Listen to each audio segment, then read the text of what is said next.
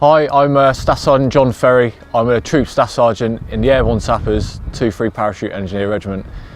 I'm currently taking part in a Chartered Management degree apprenticeship. We've brought the squadron down to Weymouth, where we've got the equipment and we've got the good training area to practice things like what we've got going on behind me. They're stripping out a bridge, of which we built last night. As part of the core skills of the Royal Engineers, mobility, enabling us to get over rivers, get over ditches, getting over damaged roads and enabled to carry on doing what we're doing. My day-to-day duties are just the career management and the day-to-day training management of the troop, which is up to 30 airborne sappers. The apprenticeship takes the leadership knowledge and resource base to the next level. I look a lot deeper at leadership styles and leadership resources, and I can feed that right back into the troop and the wider squadron. I almost use them as a blank canvas to test these new ideas, to see what works for them and see what works for myself. For example, I had an assignment due while we were deployed to Kenya at the end of last year. I had a great opportunity to examine or looking at how the ops cell of the battle group and the squadron came up with decisions, how they made their decisions. I could write directly back a decent assignment and hand that back in. The degree, it sort of made me think about how I manage my time. It's given me a lot more tools and a lot more ideas, and it's generated a discussion within our squadron department where we can bounce ideas off each other, and it's given me a great bunch of resources for that. With the Army career courses that I've completed, with the apprenticeship on top of that, I'm very confident that my management and leadership style is better. I'm confident that the troop will perform better when we do hard things on exercise or operations. My experiences gained in the Army, overlaid with this apprenticeship degree, I'm really happy with where I'm at and where I'm going. I'm being given some excellent skills for life, which will set me up for the future. Can I join? You'll need to meet standards to join the British Army. Age.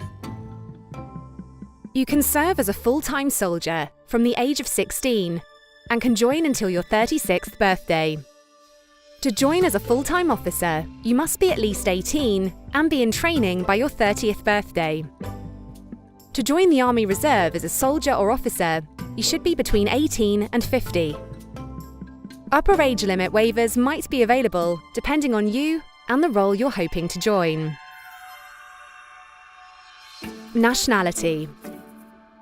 You can join if you're a British or Irish citizen or British protected person. There are some opportunities for Commonwealth citizens. More details can be found on the Army Jobs website. Tattoos. If your tattoo isn't offensive, it is unlikely to be a problem unless it's on your head or face. If it can be seen on a passport photo, it will probably stop you from joining. If you're not sure, pop into your local Army Careers Centre and the team will be able to give you advice. Piercings. Pierced ears are fine, but piercings that change the way you look, like large flesh tunnels or those that change how your body works, will stop you from joining. Criminal record. A criminal conviction doesn't have to stop you from joining. Be honest about your past when you come in for your chat, and we might be able to offer you that all-important second chance. The fitness tests. To join the British Army, you will need to pass a series of fitness tests when you are invited to the Assessment Centre or Westbury if you're joining as an officer. Everyone takes the same tests, regardless of the role you hope to join. However, there are varying requirements for different roles. You can find these detailed on Role Finder. The run. Soldier candidates need to run 2 kilometres, which is 1.2 miles. There will be an 800-metre warm-up before you start the run, and you'll be expected to push yourself as hard as you can once the warm-up is over. You'll need to be able to complete the 2-kilometre run in at least 11 minutes 15 seconds to be eligible to join the Army. If you're joining as an officer, you'll run 2 kilometres as part of a multi-stage fitness test. This means you'll need to run between 2 lines, 20 metres apart in time with a beep. The beeps get steadily faster. Your score is based on the point where you can no longer keep up. You need to reach level 8.7 to pass. The ball throw. To measure how strong your upper body strength is, you'll be asked to throw a 4-kilogram medicine ball as far as you can from a sitting position. Most roles will need you to be able to throw it at least 2.9 meters, but some will need you to throw it 3.1 meters. The mid-thigh pull. Your lower body strength is tested with a mid-thigh pull. For this, you'll stand in front of a bar and be asked to pull the bar upwards for 5 seconds. You will have 2 attempts, and your pull will be measured. You will need to be able to register a score of at least 46 units to be eligible to join. During your assessment centre stay, you'll have a full medical examination from one of our doctors to make sure that you're physically and mentally fit enough to join the Army. This happens on the first full day of your stay and is nothing to worry about. It usually takes about 30 minutes. As part of the process, you'll have your eyesight, colour perception and lung capacity checked and confirm your body mass index. You'll also have an audiogram to test your hearing.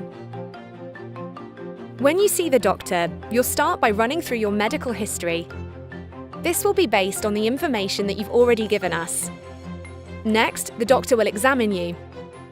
You'll be asked to strip down to your underwear, so make sure you're wearing sensible underwear. The doctor will check all your joint movements and will watch you carry out some physical tasks. There are no needles involved, and you won't be given an intimate examination. Chaperones are available if you would feel more comfortable having someone else in the room with you. We will also carry out an electrocardiogram or ECG to look at how your heart is working. We do this by sticking small pads to you and measuring the electrical activity of your heart. It doesn't hurt at all. The medical is an important part of the process, and if you are worried in any way, please do talk to a member of staff.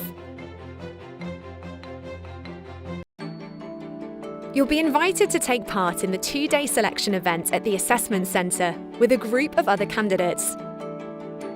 You will all be at the same stage in your application and will get to work and live together over a couple of days. It is a great taster of what it is like in the Army and a good opportunity to chat to like-minded people who also want to join the Army. You'll be staying in a room with other candidates.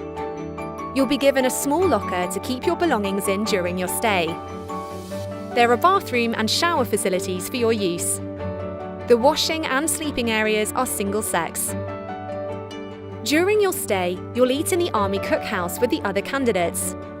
The chefs can cater for special dietary needs, so please make sure that you let your recruiter know in good time if you have any special requirements. We won't take your mobile phone off you, but you will not have much chance to use them while you're with us. In the evenings, you'll be able to relax and spend time with the other candidates. There will also be staff available if you'd like to chat to them informally. You're not allowed to consume alcohol while you're at the assessment centre. Remember that the assessment centre is not only our chance to see if you'll make a good soldier, but also your chance to find out more about what life could be like for you serving in the Army. Our team are there to help you and to answer any questions you have. Make the most of it, be yourself and enjoy it. Remember that we want to see who you are and what you're capable of.